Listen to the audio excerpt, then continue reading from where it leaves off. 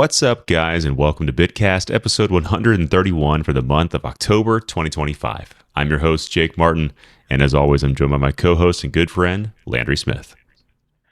Hey, good to see you, man. Thanks for having me.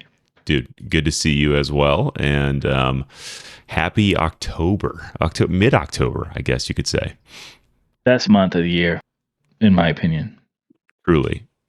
We haven't podcasted in a while, and that's no fault of yours or mine. We just like last time, we just felt like there maybe wasn't much for us to talk about. So let's see, it's almost been October. We podcasted in August, right? That feels right, but honestly, you could have told me that we skipped August and we maybe podcasted in June because it feels like it's been forever. I know. Maybe we're going too long without podcasting, Landry. I don't know how to feel We'll about see. this. We need to get some. We need to dust the rust off. We do. I feel like we're so natural at this now that like we can just roll into it. Like behind the scenes magic. Landry and I just talked for like 2 seconds about this outline that we have and said, "Sure, sounds great. Let's just rip." And we're going into this. So if anything sounds unnatural to you, it shouldn't, because we have nothing rehearsed. This is off the cuff. So off the dome, as they say. I don't think people say that. I've heard it a couple times somewhere. Sorry, I took a sip of water there. But if you are tuning in today, y'all, we are discussing a few different things today, actually. Our hopes for the Switch 2, now that we're a few months in, kind of what we're looking forward to for the rest of the future of this system, how our gaming habits have changed now as to middle 30s dudes, parents, what that may look like for us, and then a question from our friend Mark Erickson that he submitted before we went live today. So I'm excited to talk about all of those things and more. And then, of course, we're closing out with our new game segment called Skill Tree Trivia.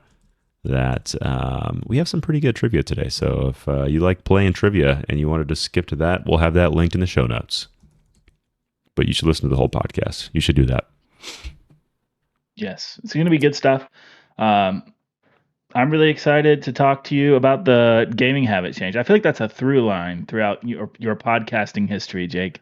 Really is. I remember listening to a lot of the BitCast episodes about, like, I think you recorded one when your gaming habits changed as like a married dude, and then how it changed as a father when you had a first kid, and now we can check in with you with 2 kids, and once you have 2 kids and one of them's like 5-ish and one of them's like 3 or 2, that's kind of where my kids are. So it's like, dude, you are just constantly doing something with your children. You're in it, dude. You're fully in it at these ages. Yeah, I had a rough week last week. Just like anything that you think is going to be fun or easy with children ends up being not that. It ends up being always hard. Like we went to Costco. I was like, this will be a fun little family outing. Terrible time. It was a disaster. It was a disaster. We tried going to the little Oktoberfest that they have every year at the Chattanooga market. Yeah. And we were there maybe 20 minutes before it was just a disaster. And I was like, all right, let's just get out of here. Like, no one's having fun. All of the German beer is gone. Like, the kids aren't, like, they don't want any of the food that's here. So, like, let's just leave. Let's just go, because this is terrible. I don't know if you've had similar experiences, Landry. Yeah, everything is volatile with children. And, you can even plan a whole day around them. And you just never know what kind of mood they're going to be in or how receptive they are going to be to whatever it is you're doing. We went to a fall festival recently, and there's like a corn maze, and there you go and pick flowers.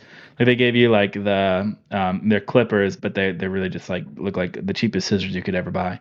And you go and like clip flowers. So we did the corn maze, and that was great. There was this story time hour where they all sat on hay bales, and this guy read a story to them. It was really cute. Then we get to the flower clipping section, and you would have thought that both of my kids like just needed to fall down right there and take a nap. Like they were just throwing tantrums in a field of flowers around. Like for some reason, I don't know what it is. Most fall festivals, there's children everywhere. In this particular part, the flower part, it was like all adults around us, and they were just giving us looks like, what are y'all doing? Did y'all not know this was the section only for adults? Did you not know that you don't bring children into this sacred sanctuary So of there was no families over there. sunflowers? There was no young families over In there. that particular part, there were not. Oh, Just my two kids throwing a fit. And in that particular day, Liz was not with me. It was just me. And I had some other extended family members there. Like their Nona was there, and she was, but she was off with some of the other kids. So I was just there by myself, like absorbing all the shame for bringing my kids into a situation with which, yeah, as a father, those situations, you're in them so often, you just kind yes. of like, you're like, whatever, you just got to power through it, get them to the car so they'll fall asleep on the And way then that home. anxiety and stress just lives inside of you, and then Yeah. you just bottle it up and you're fine. Yeah, and occasionally it comes all out on, and like a very trivial situation. Yes, just like the Well, at least it smallest is for me. inconvenience, and you're just like, oh, Yeah. yeah. I feel like I have so much more empathy now, and not that people don't have this naturally, but as as an individual, felt like for a long time I was one of those people who, if I saw a family in public with like misbehaving children, I'm just like, get your kids under control, man. Figure that out. Get them Yeah. out of here. And Yeah, now, obviously obviously they're not with their kids enough, Obviously they watch too much TV or something like yeah, that. you make all these mean It's so assumptions. judgmental. And then as soon as you're in that boat, you're like, oh, this is just how kids are, and there's nothing Yeah. I can do. Like, I just wanted to have a nice day out with my family, and I gave my kid the wrong slushy, and now he's having a meltdown. So, It is so wild, dude. Yeah, no, uh, you're exactly right. There's so much grace now that I have for parents, being one, because you can feel like you're doing everything right, and it just doesn't matter. Kids are gonna melt down. They're yeah, just learning their way. exactly. I think if you take that approach, it'll make any outing less stressful because you're just like, this is just them. This is just how they're trying to figure out all of life and what it has to offer. So yeah, I'm trying to not go into things now with high expectations because that was my problem with both of those events. I was like, this is going to be great, and then I'm like, that was less than ideal, both times. Yeah. So, anyways, this has been Therapy Hour or Parenting Hour with Landry and Jake. Now on to our regularly scheduled content. So let's jump on over to our hopes for the Switch 2.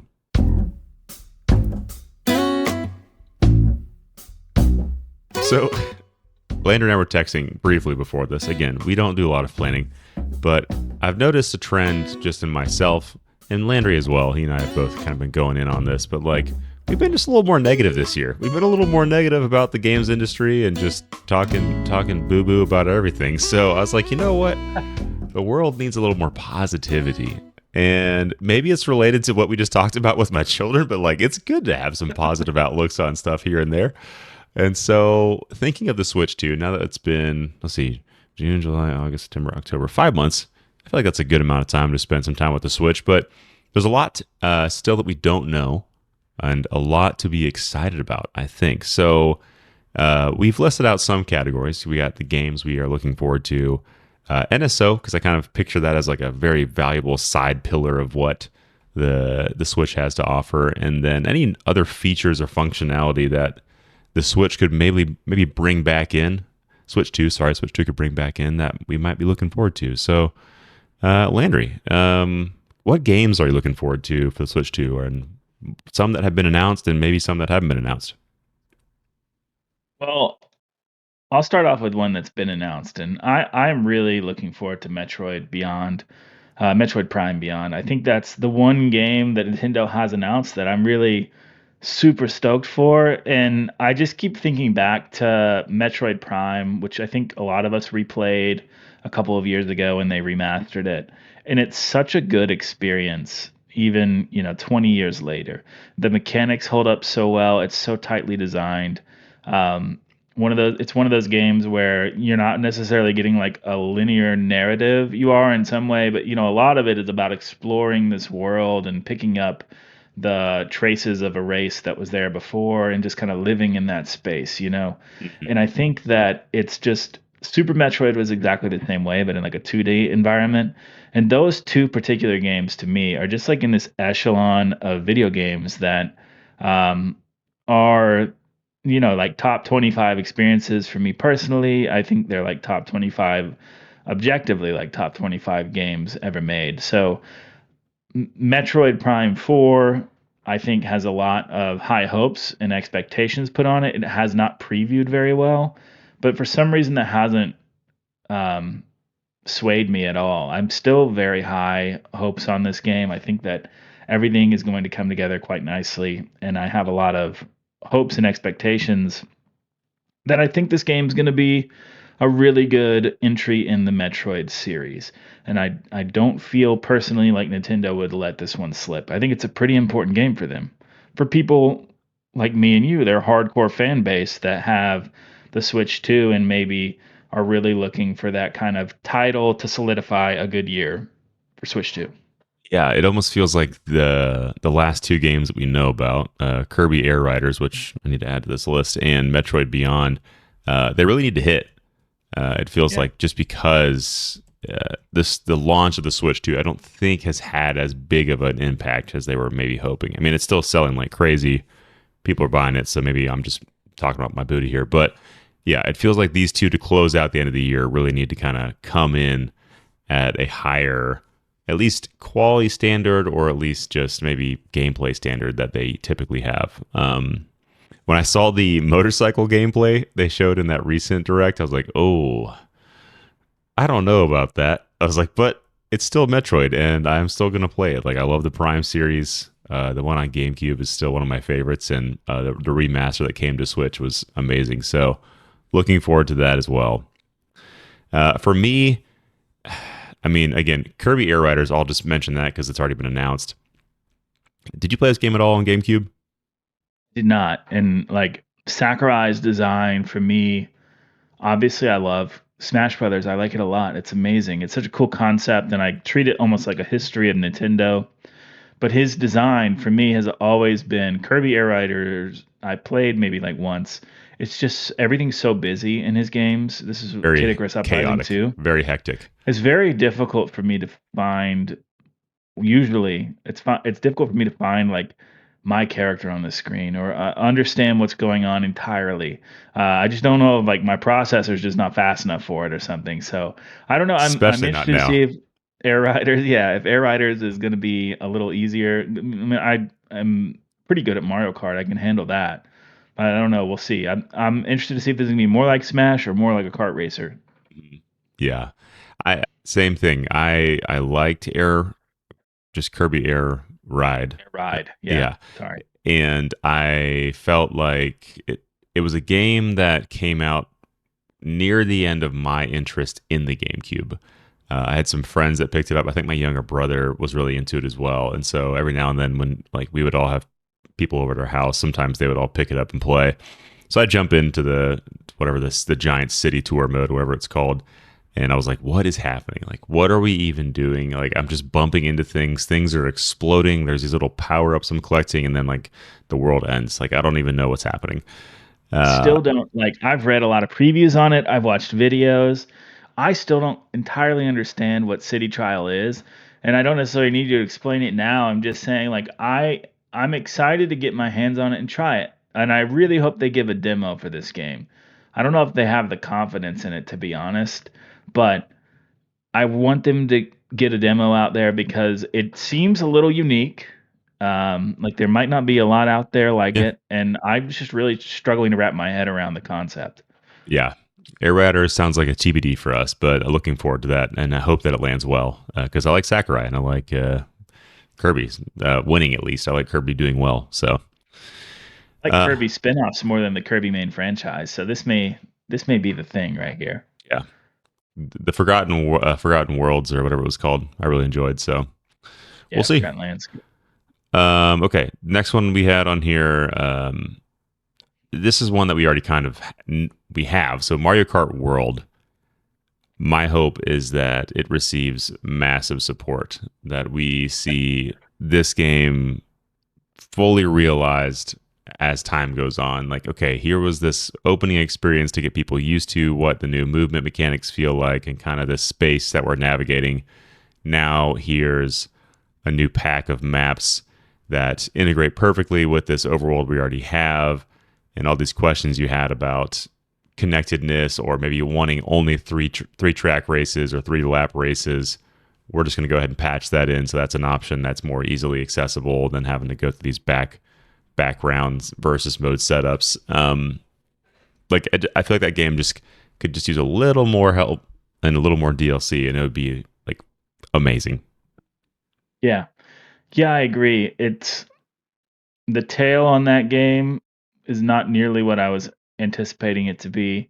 Even for someone who, when I initially played it, I was pretty high on it. I think mechanically it's fantastic. As Mhm. you continue to like sink time into the game, you start to realize that a lot of the courses just don't lend themselves well to kind of exploring those mechanics further.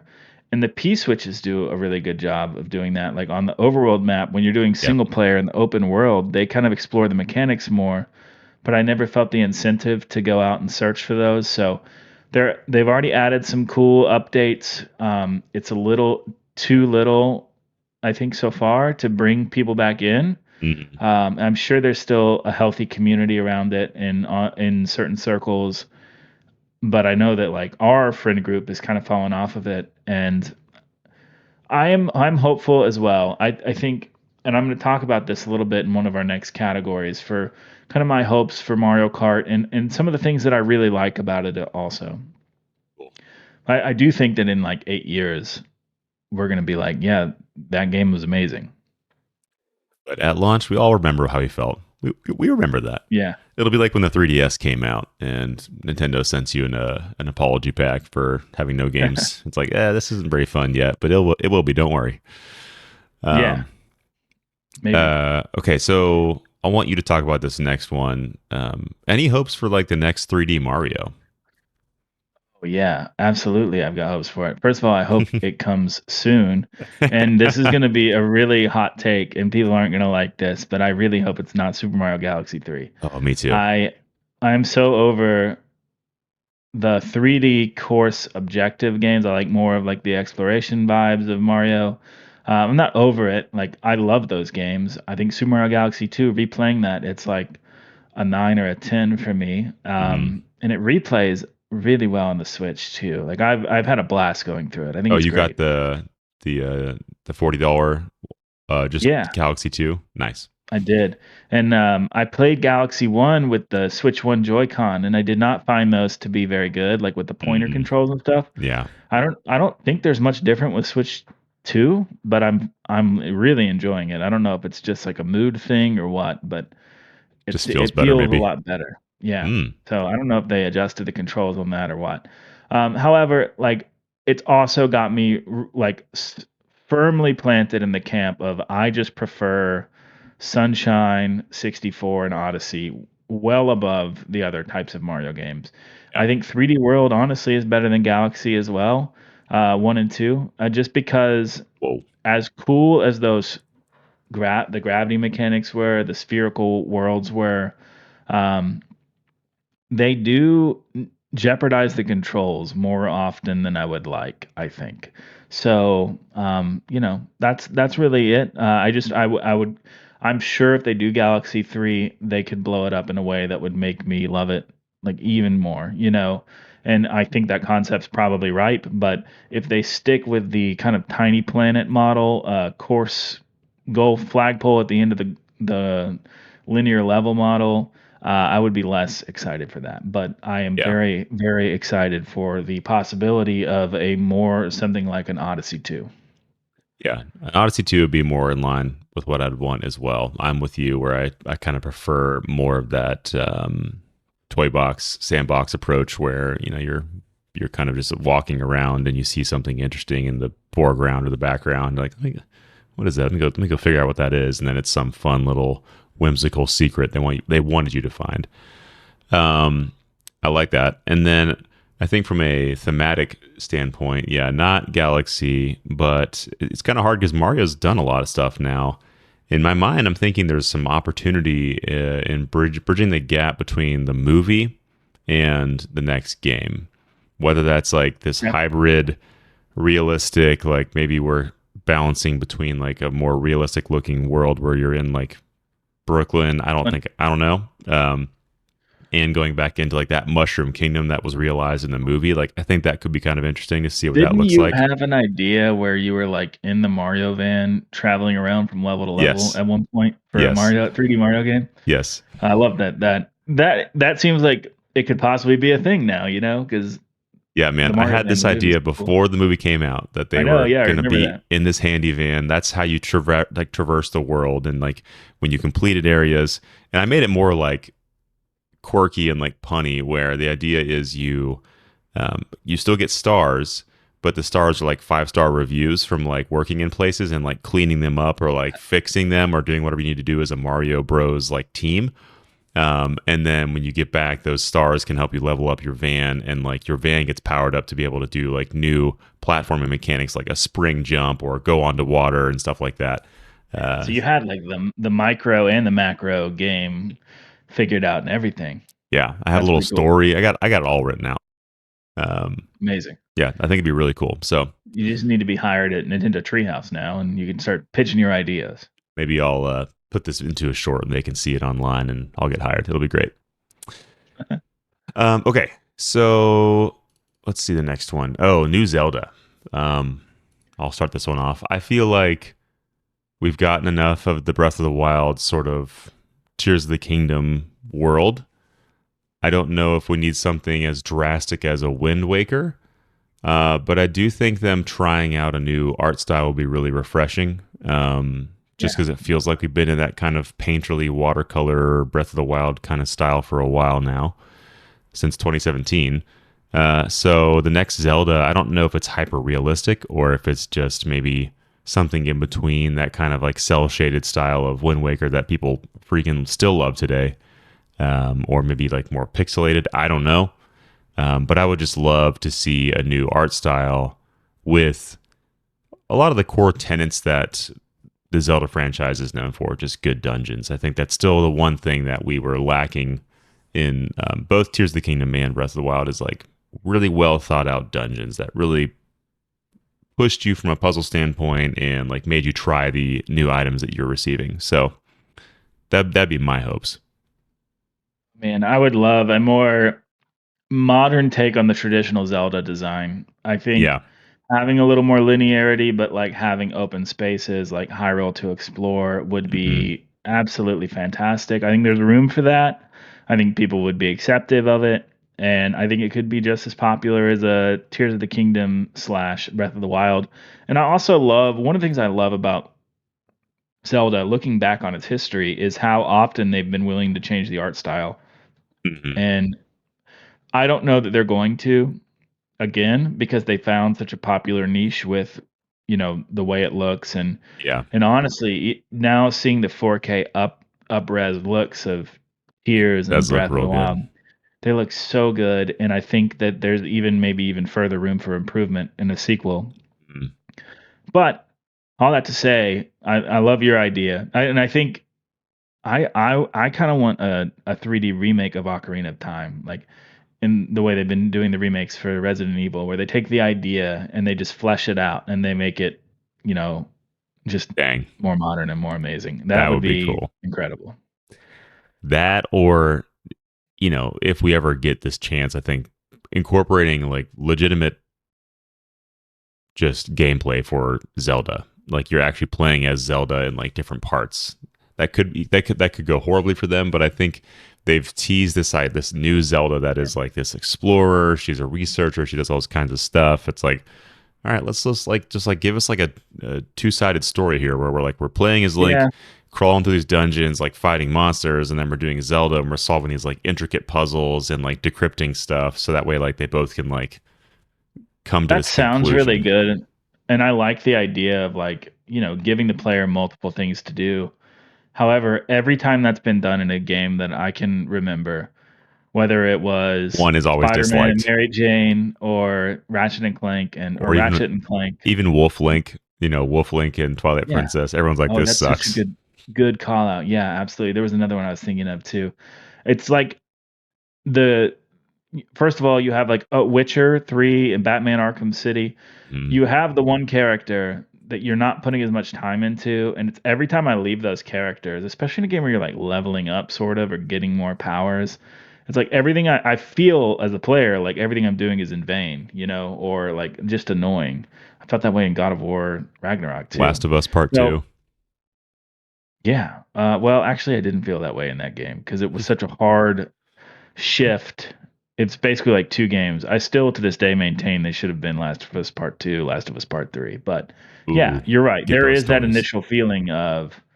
There is that initial feeling of like, man, what I my don't want to play as game Abby. with the Yeah. gamified nature of everything, like I just lost all my stats. That sucks. But then you Mm. play Abby and like for me, my dumb play style where I have zero strategy. I was like, oh, Abby's like amazing because she's She just a was a wrecking ball. beast. Yeah, she just Yeah. freaking wrecks everything. Yeah. Yeah, so I don't know. But There's yeah. just some ideas. Just some ideas. If anyone can Yes. do it, No, Nintendo yeah. can. I agree with you. I agree with you. But Wolf Link would wave a giant red flag right in our faces and say, Don't "Hey, do this. You don't maybe want not." this. You think you do, but you don't. Yeah. And that would really suck if they just made Zelda like go around in So the spirit boring. world and collect orbs or something away from shadow monsters. I just feel like you know that's what's gonna They happen. kind of did that, right? Was that in Phantom Hourglass? Phantom Hourglass, I think. Yeah, I think you're right. Yeah. Oh, yeah, that was bad. Gosh, okay. They've got to figure that out before they. Never mind. I take it back. Make Zelda cool first, and then, yeah, I don't know. Make Zelda cool. It's not that hard. I think she's really cool. And Link to the Past, or sorry, Tears of the Kingdom and Breath of the Wild. I do think her voice is annoying, but you know, that's Link. conversation for another day. I think it's just her lines. Link. Yeah, Just keep hearing that over and over again. she does say that a lot. It's like I'm busy. I'm over here collecting some some doo doo seeds. I gotta go give them back to this tree man. Yeah, because he gives me more equipment slots I for need to some carry reason. more shit. Okay, this next one I put on last minute, but I really would be excited to see a new Animal Crossing. Just because the first one was the New Horizons was such a big hit on the Switch that I feel like people would be really excited to that, and I'm one of those people to come back to that world. And just give it just give it a little more advanced features. We got a better processor now. We got the ability to handle better online infrastructure, maybe with Switch 2. So give us some stuff to do online, and give us some stuff that just feels more seamless. And I feel like Animal Crossing had a pretty quick like cliff. Like once you kind of get to that point of development where you feel like you've kind of done what you want to do in the town, the interest drops off pretty hard after that. Like I don't know how you maintain that. They try with like the Yeah, DLC, but like I've never been one to have like a life game, mm, you know, and I guess same. it is kind of like a sim for that.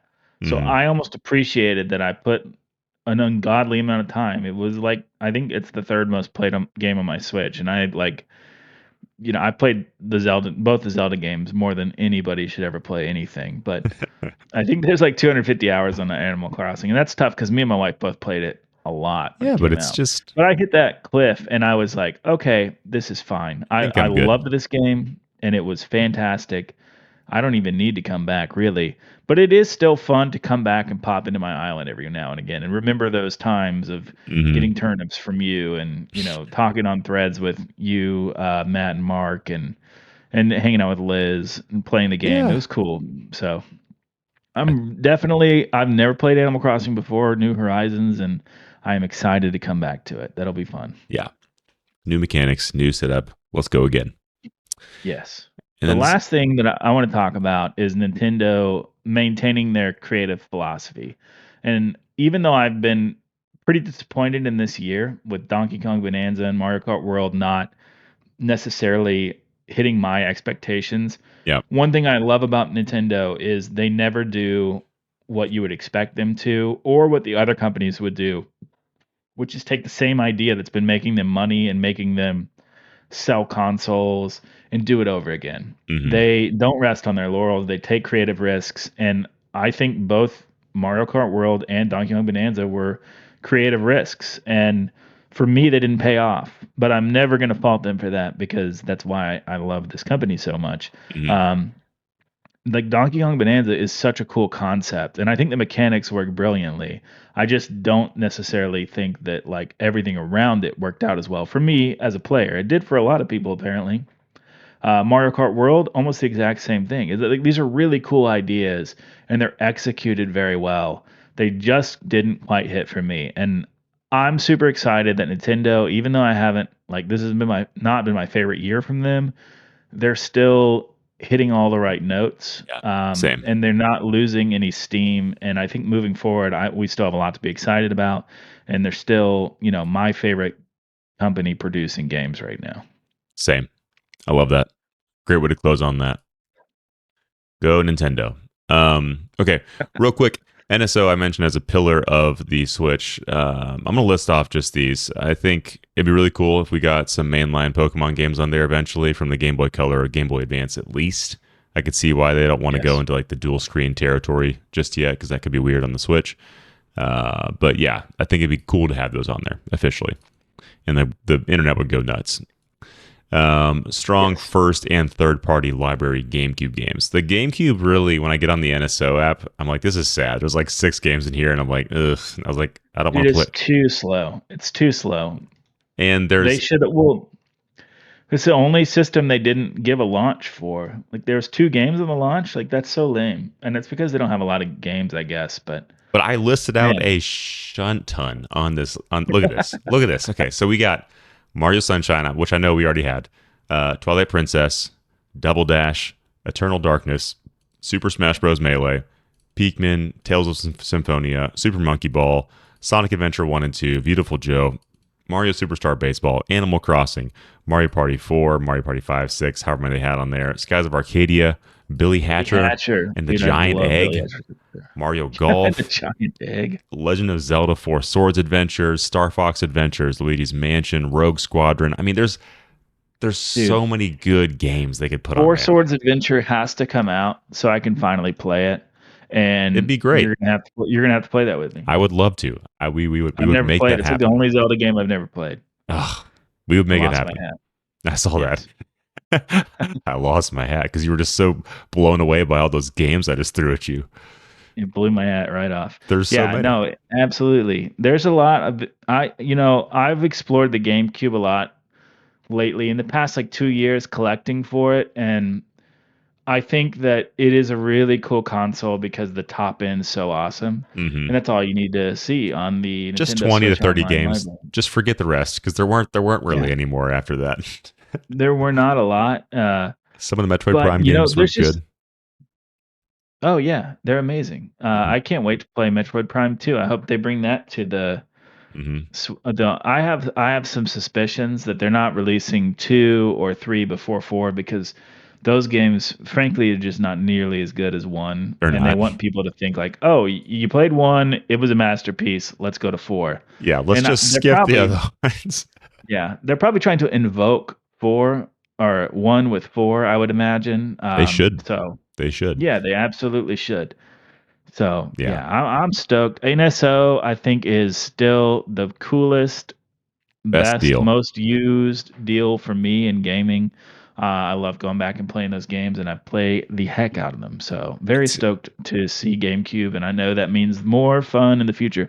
Chibi Robo came out recently, which is cool. I never played it, and I probably will play that at some point soon.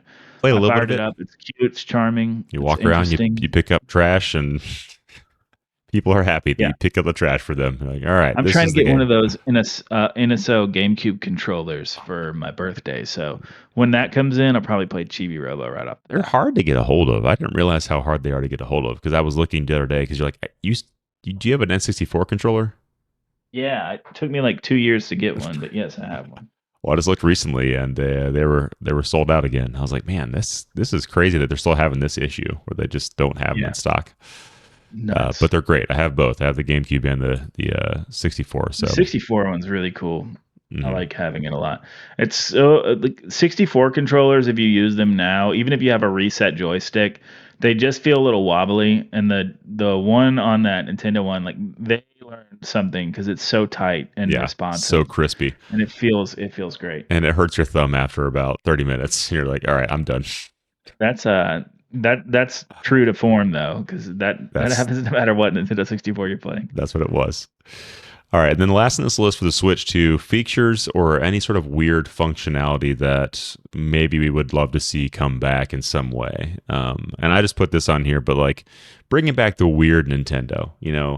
What you were saying earlier about the design philosophy. I love that Nintendo takes risks on stuff, and it feels like the Switch 2, by all accounts, is a very safe bet. We knew that going in.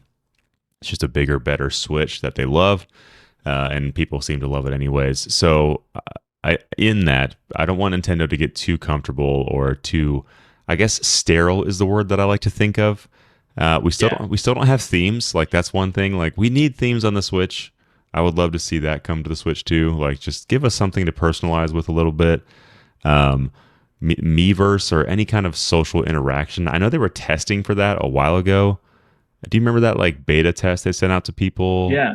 I don't Is the know. rumor that that was Miiverse? I don't know what they were testing for, but Dude, how did they get 10,000 people to be quiet about that? Like, I still haven't heard what that is exactly. I think It's they had. extremely frustrating. I'm sure they had some disclosure stuff, but like also it wasn't like anything crazy. I remember someone talking about it, and they were like, "Yeah, it was just kind of like a weird like online lobby thing." Well, So I don't know. that'll be cool. I mean, that's exciting. You know that's coming down the line. Yeah. So Is there anything you can think of that you would just want from a features or functionality standpoint? you know what, man? I'm gonna be honest. I think people take for granted the Switch too. When I fire up my PS5, it still doesn't have the snappiness that the Switch 2 has. It's very snappy. Um, it's so snappy. And then like the menu, the I'm not a graphic design person. I'm struggling for the words UI to or describe. UX. Yeah, the UI on the PS5 is atrocious. And it's so clean and beautiful on the Switch too. It's so easy to know what to do, know where to go, and all the little icons make sense to even a 5-year-old who can't read. So I'm a really big fan of it. I think it's fantastic. I think it's perfect. I understand the want for themes. Sure, give the theme boys their themes. Theme I boys. honestly I could care less. I'll probably always, unless I can get a free one at some point, that'd be cool. But I never got a theme for my 3DS, and until I could download them for free off of the internet, Right. and you know, Yeah, it's same. whatever. Same. So Yeah, I would love to see a few more just customization options, and we're getting the Virtual Boy, which is super weird. So I guess that's so weird. I'm one stoked on weird that thing. too, man. I wasn't even Um, gonna say like that's one of the things I'm excited for, but I am. You know I am. you're gonna Can't test wait to them get out. that virtual. Oh, dude, I can't wait to get that Virtual Boy controller. I've always wanted one of those. I played one once at a friend's house, Looks and terrible. before I got to go over to that friend's house again, I went over there like every weekend. He got it for his birthday. We played it once. By the time I went over the next weekend, he'd already sold it. It's like this It thing's was stupid. My eyes hurt. no, yeah, he got headaches from it, so they either took it back or he sold it or It's something. crazy, man. Nintendo released that. I mean, I guess it's kind of like the 3DS and the 3D The function. downfall of Gunpei Yokoi. That was nowhere. I mean, the 3DS was a beautiful thing. It was. It The was Virtual Boy was a beautiful disaster. beautiful disaster. All right. Well, that was fun. I'm looking forward to the Switch 2 now more. Just a little bit. I'm hoping we get some news that kind of points us towards All that 2026. positivity just almost swayed you, So just a little. He so says, I'm a little more positive. "Very Okay. good." Real quick, I wanted to check in, on how my gaming habits have changed, Landry, and I kind of want to hear if this is the same for you, if you are in a different space. But right now, more than ever, I have found that I am valuing shorter, concise experiences, or those games that can segment easily. So you can jump in, you feel like you've made some progress, and then you can jump out, and you don't have to come back in and remember what you were doing. You're like, what was I doing last time? And it's like, oh no, yeah, we just finished this. We put a nice little bow on that section. We're going over here now. And so for some context, here's some games that I'm playing, or at least that I thought of that kind of fit this mold for me. Hades 2, obviously. Roguelike, you're just kind of jumping in, trying around, and you get waxed, or you go pretty far, and then you come back and you're like, dang, that was pretty fun. Okay, I'm done. Stardew Valley. They got a great day night cycle where you can kind of just run one or two of those and be like, all right, I did some things and I'm done now. Animal Crossing, same thing. Smash Mouse Bros. control is coming for Stardew soon. Ooh, Pretty excited about could that. be fun. Smash Bros is like this just because of the match based nature where you can jump on and play a few matches and get out of there. Same with Mario Kart. And Baldur's Gate 3 is a story based version of this that I thought I wanted to share, where that game is made to sort of you have just these little quests or side quests or dungeons that you can kind of go into. And I'm playing it co-op with Eric right now, and like every Tuesday we just play for like an hour or two, and we just jump on. We go initiate the next quest. We fight. We kind of clear some areas, and then after we've cleared an area and we feel like we're kind of almost dead and out of juice, we just go back to camp, long rest, reset, and then the next time we jump back in, we have full health and we're ready to go again for like the next quest, whatever we want to take on. And like that formula is just so appealing to me. And this is coming up. Sorry, I'll go. I'll say that first, Landry. I don't know if you're in that same space. Yes, I think that I those games appeal to me more for sure.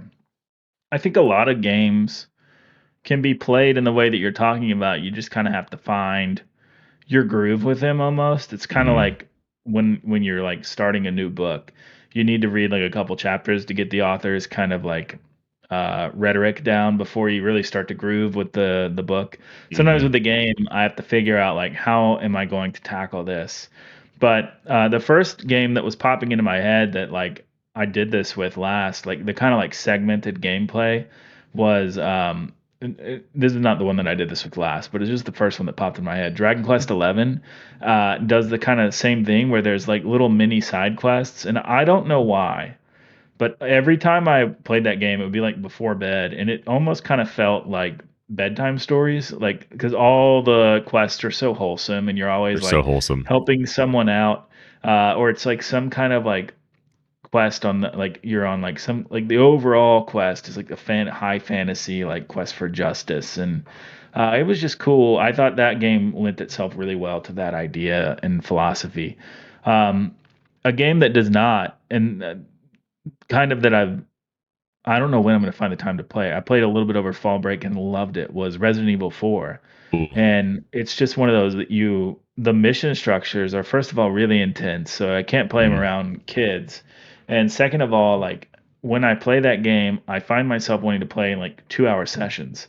And Yeah. that's just never going to happen really. So I had fall break this past week and I got to like chapter 6 and I'm really loving it. It's like Resident Evil 4 on the GameCube, one of my favorite games ever. It's so incredible. I've played it like 8 times. Mm-hmm. And so it was cool to see the remake, see all the different things, and I'm loving it.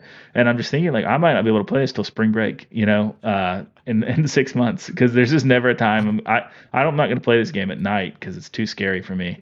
It's going to freak me out. Like, I tried to play the other day, and my Like, dog nope, too scratched at scary. the door while I was playing, and I literally like my heart started beating so fast I was like considering going to the ER. I was like, okay, Am I'm I? about to have a legitimate heart attack Am I here. okay? Uh, Yeah, that's so, hilarious. I'm just, yeah, I'm a short segmented gamer as well, I think, for now at this phase of my life. Well, and to The your Switch point, is perfect for that, well, and that's what I was just gonna say. This came up because somebody else I was watching was saying that like his two main consoles of choice are the Switch and the Steam Deck, and I thought that was interesting. I was like, wow, so like he's really on like he's like kind of this on the go gamer guy, or like he like loves the portable element of the Switch and the Steam Deck. And I feel like that in that way, I am sort of very similar. Like if I had Baldur's Gate 3 on a handheld, I would love to play it there, which the Steam Deck can do. I just bought it on PS5 first. And yeah, I found myself more gravitating towards the Switch 2 than the PS5 outside of Baldur's Gate. Out of no like real reason other than just like there's something about being able to play it on the couch that feels better than playing on the TV sometimes.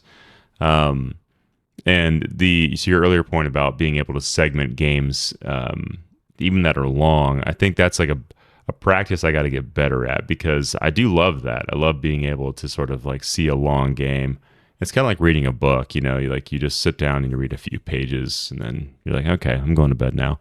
And like that long, slow progress is actually appealing to me as well. Yeah, I think there was a long time there where I was like, shorter games are better. Like, make all your games short. And now I'm just like, you know, however long the game is great. Like, just help me like figure out how I can like get through it in small segments or chunks where I feel like I'm not just like wasting my time, you know, because like there's some games where you think you're on the right path and you do this long side quest and you're like, what was that? Like, what did I just even do today? Like, I didn't do anything today. Like, I didn't make any yeah. progress. It's like, dang it. Or you're like, if it's a Souls game, which again, this is not a bad design. It's just, the phase of life that I'm in. It's hard to play a Souls game because I play 45 minutes, die, and lose all that progress. Yeah. Yeah. I guess Which, super, super hard games. Maybe not also. yeah, Not in this stage of life. maybe not. All right. Well, that's my update where I am right now. Love it. And then we had one question from our friend Mark, host of the Quick Play podcast. Thanks, Mark, for asking this. He asked because he was just curious. I said, "What do you want us to chat about in the podcast?" And I said, "Was Silksong's and Hades 2, or were their quick release windows insensitive to other indie developers?" And he also plugged in some articles that came from, oh gosh, I don't have them pulled up right now, but it was like Well, it's from Rebecca Valentine. Rock Paper Shotgun, yeah, and IGN. And the Rock Paper Shotgun article was talking about how the Hell Is Us developer did not change their release day when both of these kind of like shadow dropped, and specifically for Silksong. And his sentiment was just like, yeah, it's a little callous, you know, a little heads up would be nice so we can kind of figure out, us smaller developers can figure out how to move around this so you can still sell your games and then we can also take a little bit of the spotlight and actually promote ourselves more easily. And both Silksong and Hades 2 kind of just said, all right, it's out now. Here you go.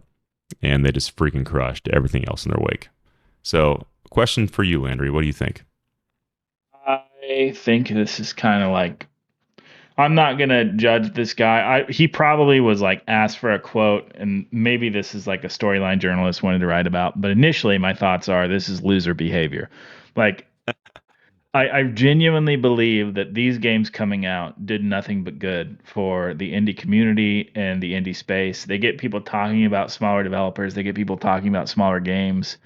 Um, they're both relatively inexpensive. Hollow Knight specifically is $20, and um, that is not enough for most. I mean, I feel like most gamers have the budget to like go and pop into another game, and a lot of people play games. Like I'm sure you do too. When you're in a hard game like Hollow Knight, you need a palate cleanser. And I just think that this is the wrong way to think about it. Mm-hmm. I think that a lot of times, especially if you're not like a big name, like Hell Is Us, I think that's pretty popular actually. But Mm-hmm. or like some of the other ones that were cited in this article were games that I had not heard of outside of Baby Steps, which I had heard of. Yeah. I think launching in a release like this could get you eyes on your game on the shop, like on a recent releases page, or something like that, the way things are tracked. So I don't know. I have a hard time sympathizing with these people. I understand that you're an indie developer and you don't have a lot of shots at this and you really need to make the biggest splash possible. I just don't think that this is insensitive behavior in any form of or fashion, and why should they be thinking like this is not hurting the industry in any way, releasing a great indie title? And I think that's just a weird angle for these articles to take, and I didn't read them again. I skimmed them, so Yeah. I skimmed them and tried to get the general gist of it, and it just felt like I couldn't believe the preface. First of all, when Mark initially texted it out, I was like, man, I don't see it that way at all. I think that Yeah. people talking about smaller games overall is good for every other indie game. Mhm. Personally, Yeah. that's where I stand initially. Yes. The I rock might be paper completely wrong, but No, the rock paper shotgun one kind of reads that way. And that's kind of the take that I had too, where I was just like, well, okay, you know, there's not a world in which it doesn't matter what day they released on, and if they had even given heads up, like I don't know how much of a heads up you want, but like a month, 2 months, like there's still going to be some blowback and some shifting that has to happen on other smaller teams even to make that work. And there's a financial cost and just a time cost and all of that. But the IGN article, actually, I do think is really interesting. And this talks more about the price of the game than it does the actual launch day. So this is, yeah, this is Yes. from Rebecca Valentine. And this quote I'm going to read because it's I think it makes a lot of sense. Unbeatable director RJ Lake says that Silksong should cost $40, and I'm not even joking. But Lake isn't upset at Team Cherry for charging $20. That's their prerogative. But it will have an impact on gaming audience, as Lake explains. Millions of people will buy Silksong on day one, and it was a game that had very low budget, low in quotes or in asterisks, because the budget is these devs worked on it without direct pay for however long they wanted to do that. Lake writes, it had a three devs are sorry it had a these devs are independently wealthy budget of effectively $0. They can price however they want as a result. The return on investment is infinite no matter what they do, but by charging such a low amount, they are causing the lizard brain signals to fire off saying this kind of game is worth $20. You should expect this game for $20. If enough of those lizard brain signals fire, some kinds of games with actual budgets to pay people who need to live are going to get priced out of existence unless they can get the kind of organic groundswell you can't plant for. And I thought that made a lot I of think sense, it's actually. yeah, I think it's interesting. I think it makes sense. I don't think the Hollow Knights has the power to do this, and I don't think that people are as dumb as some people think that they are. Like, Hmm. it's kind of like the online hubbub around Switch 2. You would think that this is the Dreamcast 2.0. There's so much negative thoughts and feelings in the space of Switch 2 about price point, about some of the software, about lack of updates, about all these people who aren't getting exactly what they want the way they want it, and they sound off about it. And guess what? That has had zero effect on the sales. It's selling more than ever. I just saw an article this week that Nintendo has hit all of their sales goals, and they've sold so many Switches that they're amping up production farther and more than they had anticipated moving forward. So, I just think that the internet compounds a lot of these problems. And I think this guy has a really interesting point, and I'm not saying he's wrong. I'm just saying that personally, I don't buy that, and I don't think that one game is enough to move the needle, however popular Hollow Knight is. And I Yeah. also don't think that Hollow Knight is, um, I don't think it's as popular as people think it is. I think that it is obviously an extremely popular indie that has a lot of sway in the critical space, and huge numbers online, like, selling for an indie game. But I don't think it's like this cultural zeitgeist moment. Yeah. I might be wrong about Yeah. that, but those were my initial feelings on all of those things. So Yeah. All good thoughts. I thought it was interesting. So I don't know if we have an answer, Mark, yes, but it seems like some of it's just a little bit of internet hullabaloo, and some of it is like, well, yeah, that could be we considered. managed to not really talk about Hades 2 at all, but Mhm. yeah, I do know that they were released in like a similar fashion.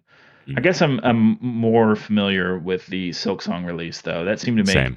a considerably more of a splash. That I was think more of because a stealth Hades release. 2, also Hades 2 is in beta for like a year and a half. So Yeah. I don't think that that's a good thing for games personally. Like, I bet if Hades 2 had dropped like day one without like people have already talking about it for a year, I probably would have grabbed it day one. Yeah. More But I just sales. kind of felt like I already missed the boat. So I was like, well, I'll just wait till it's on discount. Like, I'm not going to be a part of the main conversation anyway, which Yeah. I think was the wrong thought because everybody in our group was playing it, it seems like. So, Dude, Hades 2 is so but good. still, it's kind of the way I felt. So good. Yeah, I'll play it eventually. I like Hades 1. Well, speaking of playing stuff, Landry, what are you playing right now? What are you excited about? Well, I am playing Castlevania Aria of Sorrow for the first Ooh, time. I is love that the Game Boy or Game Boy Advance or Game Boy DS one? Advance. Game Boy Yeah. Advance. It's the Very third. I think nice. it's the third one of the Game Boy Advance trilogy, right before Dawn of Sorrow on the DS, which is my favorite Metroidvania, Castlevania, personally, and it is so good. I Sam from IGN's Game Scoop talks about this as like one of the best games all of the time, and almost every Halloween for the past like 5 years, I've played a Castlevania. So I just figured, you know what, man, I'm going to give this a shot, and it's so good. It's so like I don't know if you remember much about Symphony of the Night when we played it about a year ago, um, but that game is a little obtuse. It's so fun and so wonderful and so much fun to like go through the castle, and I think the combat is like really addictive, and watching your character progress is really addictive. Yeah, Um, Aria of Sorrow, there's not a moment. I've played it for about 5 hours. I haven't gotten lost a single time. There's always that's somewhere to good. go. There's always something to do. It's so um, engaging without being like the lost feeling whatsoever. And I really think that this has a lot of Dark Souls vibes in a 2D format, because more than getting lost and finding out where I need to go, it's more about surviving until you find the next save point. And it is hard, and I've been dying a lot, but it's really fun. And it is this push and pull of like, do I turn back and run back to the save point, and like with this new armor, this Yep. new sword, or this new level that I've just leveled up, or do I just push forward and keep searching for a save point? Oh, Which is that's really engine. great. It's a great balance, well balanced game, and honestly, it's it's in jeopardy, or Dawn of Sorrow is in jeopardy of this like overtaking it as my favorite Castlevania. It's really Oh sick. man, Ario Sara. Are you playing this? What are you playing this on? I bought the Game Boy Advance collection on Switch, Nice. so I think it was like 7.99 Very last nice. year, and then it sat on my Switch for a year and I didn't touch it, and then finally picked it up and fired it up the other day. Very cool. Very very cool. For me, I'm playing a mix of everything, but mostly right now Hades 2 and Baldur's Gate 3, and I'm just been really Nice. enjoying those two combos. Story That's heavy and cool. just well, they're both kind of story heavy, but Baldur's Gate more story heavy, and then Hades 2 just kind of one more run kind of vibe. It's Nice. a good balance. Love it. I want to play Baldur's Gate 3. If they ever make a portable PlayStation 6, I'll probably play it. There you go. It could happen. All right, What do let's you jump think? over to our last segment of the show, skill tree trivia.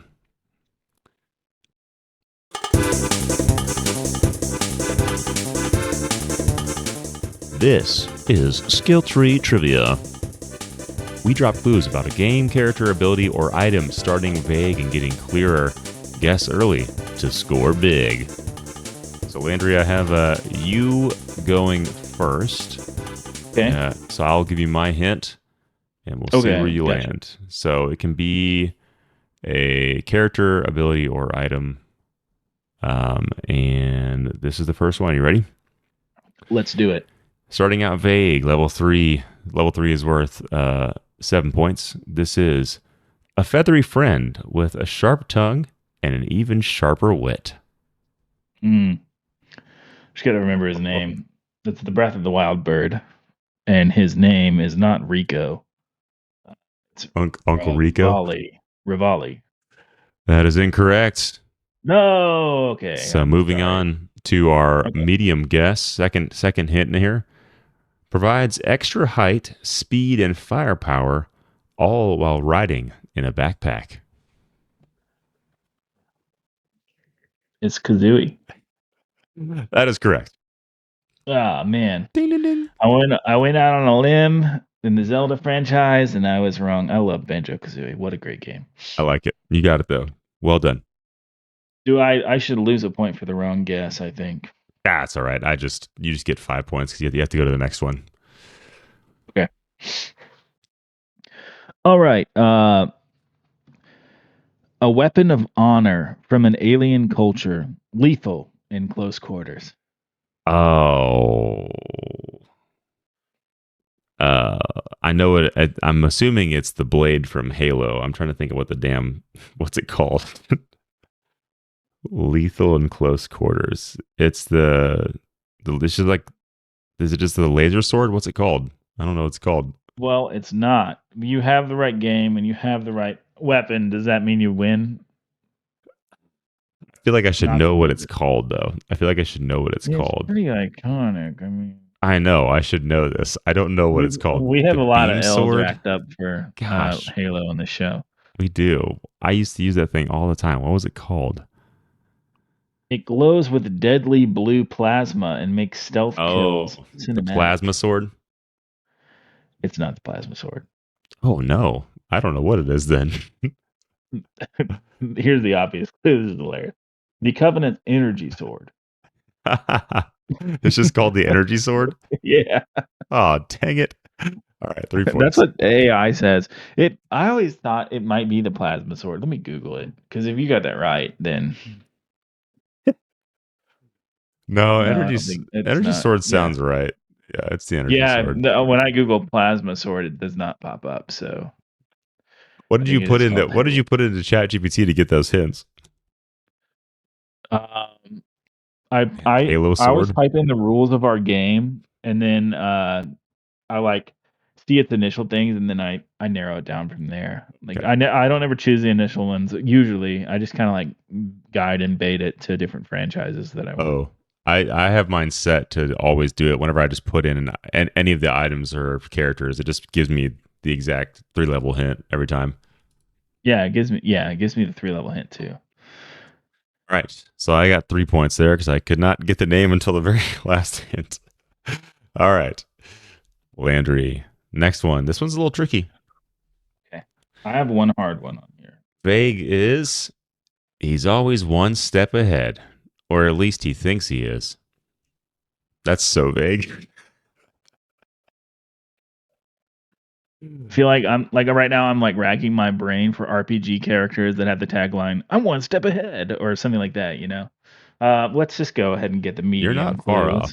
Yeah, medium clue. Famous for It's a taunting freaking his childhood friend and flaunting his victories with a smug grin. man. Is this? Oh, can I do like a yes or no question?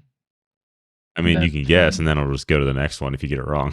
Okay. Hold on. I'm gonna guess Titus from Final Oh, Fantasy 2. that's a good guess, but no, you're wrong. Okay. Here comes the Sure. obvious one. It's Sora. No. Uh, Okay. Ash's or Red's rival and Professor Oak's grandson from the Pokemon series. OMG. Okay. I don't know if I know this. Yes, you do. I don't know the rival's name. Come on, you Um, got this. no, I don't. I don't think it's. I never watched the anime, and I don't think I remember. I'm gonna have to give up. I don't know it. Oh no, his name is Gary. Yeah, I would never have gotten there. Gary Sorry. or blue or red, whichever version you're playing. He sometimes is like the opposite color of whoever you are. Okay, cool. Well, I don't feel bad about that because that one is just like outside of my wheelhouse. I played Pokemon Red and Blue to no end, and when I was a kid, I hated reading the everything. So I would just like You just B named him button mash Butthead. everything. You just Yeah, named him Butthead probably and did. moved on. I'm so glad I don't have any of those old cartridges. I would be so ashamed of what I named all my characters, I'm sure now. Um, We thought we were so funny. oh, dude, yes, absolutely. All right. Uh, Sorry, Landry. Got you with that one. yeah, no worries. Hey, I got to be better. All right. Bring it on. Oh, it's my turn. This is never mind. I don't have to tell you that. It defies physics, but feels perfectly natural once you unlock it.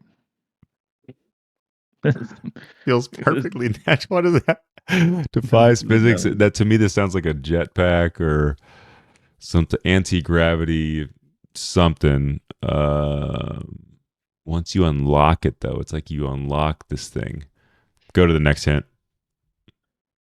A second tap of a button keeps you aloft just a little longer. Keeps you aloft just a little longer. It's definitely some kind of jetpack, but I still have no idea what it. The classic midair leap found in countless platformers. Oh, the double jump? The double jump, man. Classic Oh, ability.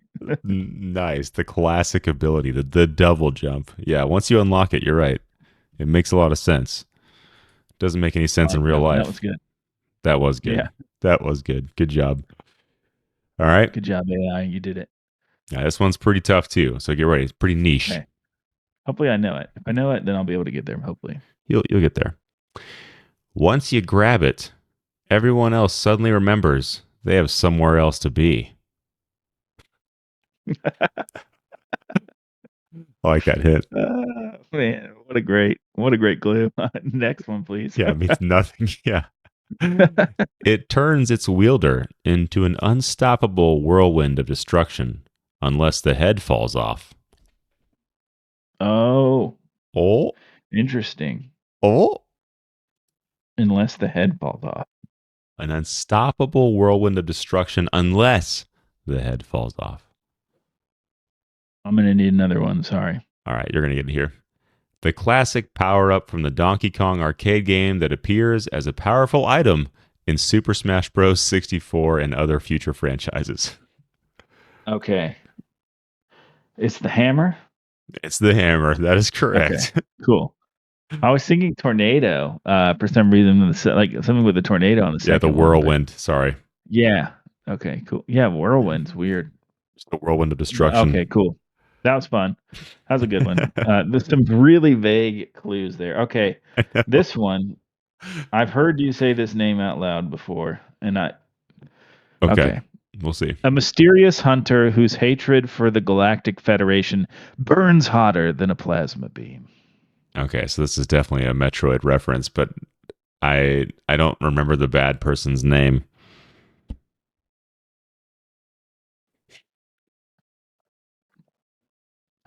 This bounty hunter wields shock coil technology and has a vendetta against Samus Aran. Hold on. Don't go to the next hint yet. I know who you're talking about. I cannot remember this person's name. He's in the trailers for Prime 4. I know. That's not one of my clues. That's not one of my clues. All right. Say the last one. The rogue from Metroid Prime Hunters and Metroid Prime 3, rumored to stalk Samus. Starts with a S. I don't know. I don't know. I'm sorry. It's Silux. Silux. Yeah, that's right. That's right. Classic. He How looks did you land on Silux? I wanted one from Metroid. I put in I wanted a character from the Metroid series because of the upcoming game. Okay.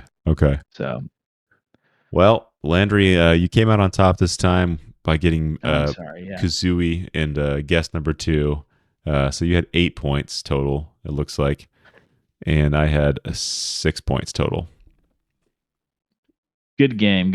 I need to be better. The Silax one was not fair, I feel like. The Halo one I don't feel bad about. That one I should have gotten that. And Gary Oak, that was kind of a weird cut. That's Professor Oak's son or nephew? Yeah, his like son, nephew, I think. I don't even know. I had no idea. What was the hint? It was Gary Oak. Yeah, grandson, his grandson. Oh, okay. Mm-hmm. Little shithead. Yeah. Yeah, he seems it. Only because I didn't guess him correctly. Yeah, only because you didn't get it right. Well, unfortunately, y'all, that is the end of our podcast. Listeners, what do you think of the Switch 2, and what are you looking most forward to as we move further into the Switch's life cycle? Landry, thank you so much for being on the podcast as usual. Is there anything that you'd like to plug before we sign off? I have a new podcast show. Well, it's not really new anymore. It's a couple months old. Blast of the Past podcast. Yes. You can find it on Apple, Spotify, everything. We talk about movies, old movies. We got season 2 coming up at some point soon. So we're going to start recording those soon. And yeah, if you're a millennial, this is going to hit right at home. These are movies that we grew up with, and we're just kind of seeing how they held up and talking about it, having a conversation about it. So perfect. Love that. Check it out. Blast of the Past podcast on all the podcast services. And season 2 launches when? We haven't recorded it yet. So probably in about 3 months. Okay. I like that time frame. That's great.